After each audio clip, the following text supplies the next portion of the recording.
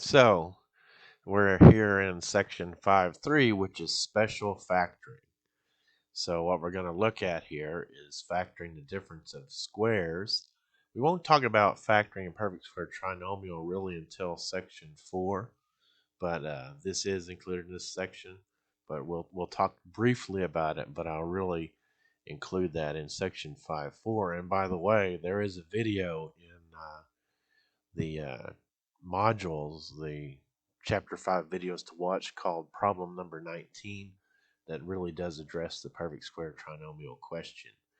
Then we're going to look at factoring of difference of cubes, and then we're going to look at the factoring of sum of cubes here. So the first thing we're going to look at is factoring a difference of squares. So this is the formula, and you got to commit this to memory to really get it to work. But basically what we have here is a square minus a square. So x squared minus y squared.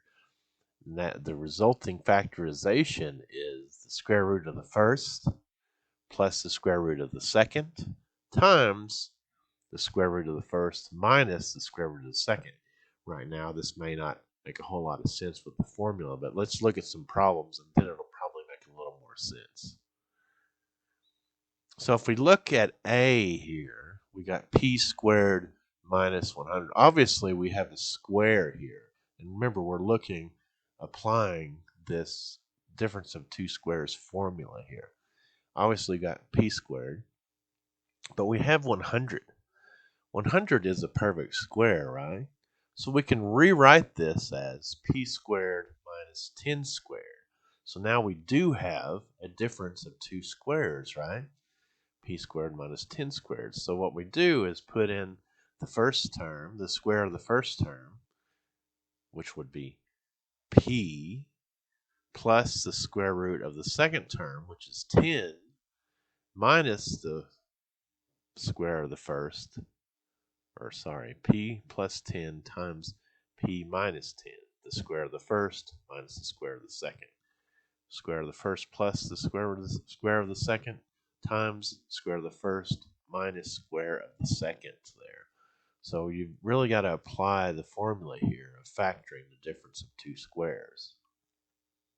Now if we look at b here, this doesn't appear to be a difference of two squares. But notice we have a greatest common factor here. Notice we can take out a 2. Now we have this other factor here, which is x squared minus 9, which is now the difference of two squares. You see the perfect square of 9 here? So what we do is apply our formula here, the difference of two squares here, and we apply it in this way. Again, we have the square of the first plus the square of the second. Square root of 9 is 3, right? Times the square of the first minus the square of the second. So this is special factoring. And this is factoring when we're dealing with the difference of squares. It's sometimes a little bit unique to get used to. But if you apply this formula and then you look at it and you see that you've got a perfect square here, then you got a difference, then you can apply the difference of two squares formula to factor. So we're going to continue on with factoring the difference of squares here. Again, we're applying this formula. So if we look at this one, we've got 9, which is the perfect square, and we've got 16, which is the perfect square, and we got a squared and b squared. So we can rewrite that in this way. 3a squared minus 4b squared. What we did was kind of use the reverse of the power rule over a product, right? So what we have here is the square of the first minus the square of the second. So we put this into the difference of two squares formula. We got the square of the first plus the square of the second times the square of the first minus the square of the second. So we applied our difference of two squares formula there to factor that one right there. Now D looks a little bit unique. But if we rewrite this in this way, notice we got y squared squared minus 4 squared. So we wrote 16 as a square, right? The square root of 16 is 4. And we wrote y squared as a square as well. So again, what we're using here is the power rule, right? The reverse of the power rule, I suppose. So we can rewrite that as y squared plus 4 times y squared minus 4. Now we can factor, there is no formula for the sum of squares, but there is one for the difference of squares, right? Notice that y squared minus 4 is in blue. The reason why that's in blue is because we can factor that further. So what we have here is another difference of two squares, y being the first square and 2 being the second square of the square root of 4. So we can write that as y squared plus 4, y plus 2 times y minus 2. Again, we're applying the difference of squares. So now we're going to look at factoring the difference of cubes. The factoring of difference of cubes follows this formula. So notice we've got a cube x cubed minus y cubed. So we've got a difference of cubes. So the way that we factor that is the cube root of the first minus the cube root of the second times the cube root squared plus the product of the two cube roots plus the square of the second cube root. So again, when we just look at the formulas, it doesn't make a whole lot of sense. Let's look at some examples. So again, we're using the difference of cubes formula here. So here we have x cubed minus 1,000. So this is obviously a cubed here with x cubed. And what's the cube root of 1,000? It's 10, right? So we rewrite this as difference of cubes, right? So what we're going to do is take the first term here and put it in here. And we'll take the second term, we'll put it in for the y. So what we have is the first cube root minus the second cube root times the square of the first cube root times the product of the two cube roots plus the second cube root squared. We got to clean this up a little bit because if you try to enter this into MyMathLab, it won't accept it. It wants it in a nice clean form like this. So we just kind of rearrange the 10 and the x, and then we squared 10 to 100. So this is the way that you would factor a difference of cubes. So we'll look at one more here. Again, we've got a difference of cubes here. The cube root of 8 is what? The cube root of 8 is 2. So we're going to rewrite this as the difference of cubes. Notice we just used the reverse power rule sort of here, because remember we apply the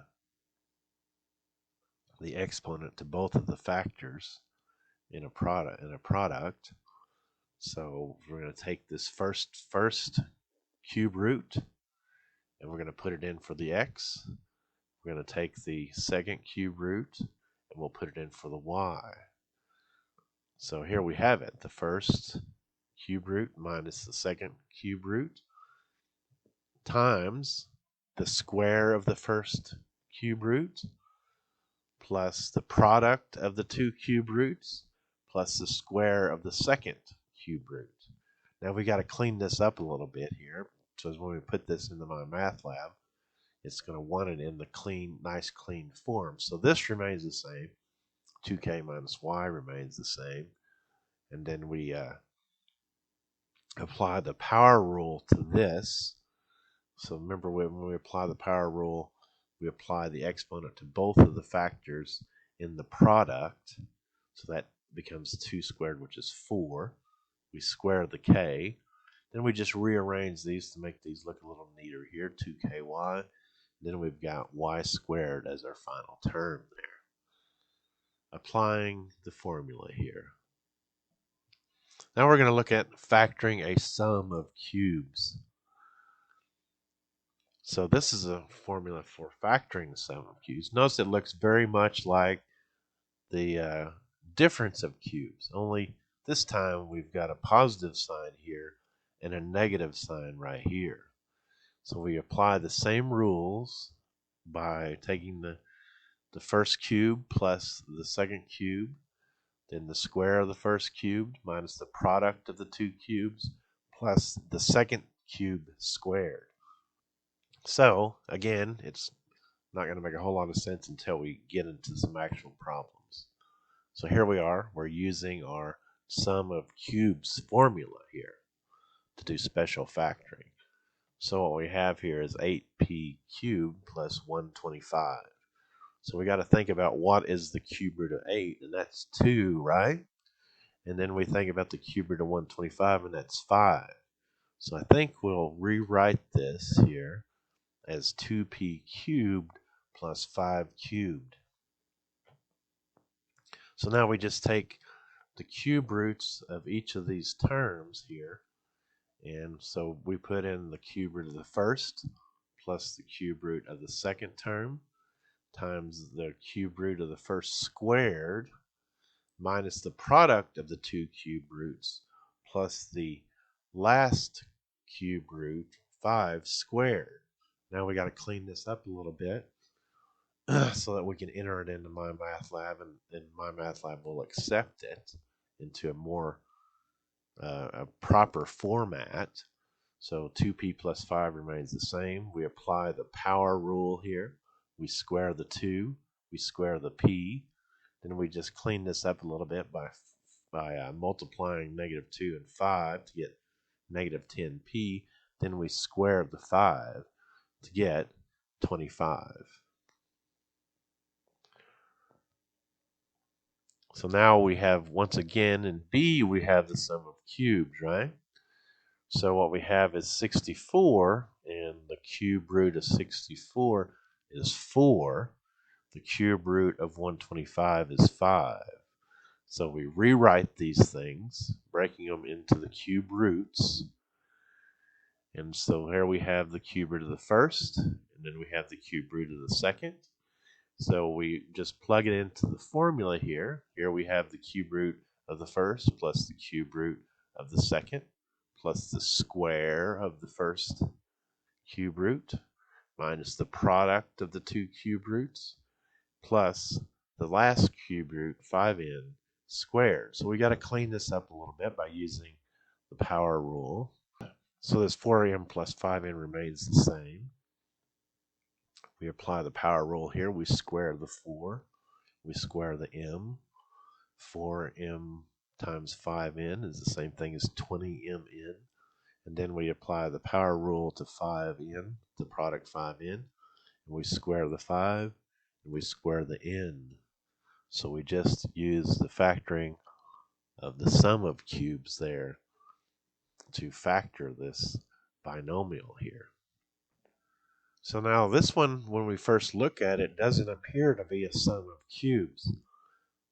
But we can take out the greatest common factor of 2. And so that becomes x cubed plus 1,000, which is the same thing as 10 cubed, right? 10 to the third. So we apply our sum of cubes formula here by we keep the 2 there. So we got the first cube plus the second cube times the first cube squared minus the product of the two cubes plus the second cube squared. 10 squared is 100. So here's the formulas that we kind of went over. Again, the difference in 2 squared is the square root of the first plus the square root of the last times the square root of the first minus the square root of the last. And as I said, we'll get to these perfect square trinomials into the next section. But do be aware that there are such things as perfect square trinomials. We'll talk about those a little bit in the next section. Then we talked about the difference of cubes, which is the cube root of the first minus the cube root of the second term times the square of the first cube root plus the product of the two cube roots plus the square of the last square root, the cube root, sorry. Sum of cubes, which is the cube root of the first plus the cube root of the second times the square of the first cube root minus the product of the two cube roots plus the square of the last cube root. So that is special factoring